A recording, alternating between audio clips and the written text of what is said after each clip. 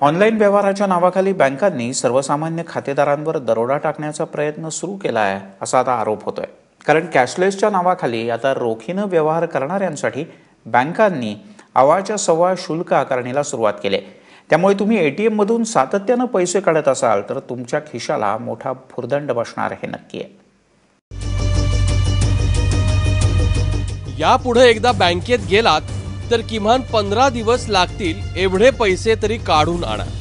कारण कॅशलेस व्यवहारांना चालना देण्यासाठी बँकांनी आता रोख व्यवहारांवर भारी भक्कम शुल्क लावण्याची तयारी केली आहे। त्यात HDFC, ॲक्सिस आणि ICICI अशा खासगी बँकांचा समावेश आहे। ॲक्सिस बँकेत खातं असणाऱ्यांसाठी महिन्याला 5 ट्रान्झॅक्शन फ्री असतील, पण 6व्यांदा जर तुम्ही व्यवहार करायला गेलात तर 95 रुपये शुल्क लागेल। इस तरह का जो धड़ाधड़ डिसीजन लिया जा रहा है, जो निर्णय लिया जा रहा है, ये बहुत ही हमारे देश के लिए बहुत ही खतरनाक है। आज हमें एक मतलब समझिए कि एक क्लाइंट समझ लिया गया है, सिर्फ हमसे बिजनेस करना चाहता है। आता HDFC बँकेच्या ग्राहकांनी लक्ष द्या। महिन्यातील 4 बँक ट्रान्झॅक्शन फ्री असतील, त्यानंतरच्या प्रत्येक व्यवहाराला 150 रुपये शुल्क लागेल।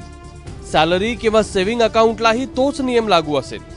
तुमच्या होम ब्रांच मध्ये एका महिन्याला तुम्ही 2 लाख रुपये भरताना कुठलंही शुल्क नसेल।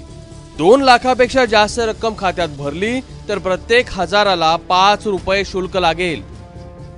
4 बार आना जाना, ऊपर से काम का छुट्टी करके बैंक में आते लोग, और पब्लिक एक विश्वास के साथ रखती है कि बैंक में पैसा रखेगा हमारे पास, और लेकिन ये लोग हमारा ही पैसा हम लोग से काटते। 150 रुपया काटेगा, आम आदमी कहां से लेके आएगा पैसा।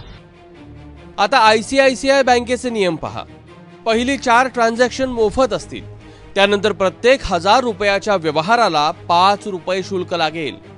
थर्ड पार्टी व्यवहारांसाठी दिवसाला 50,000 रुपयांची मर्यादा असेल।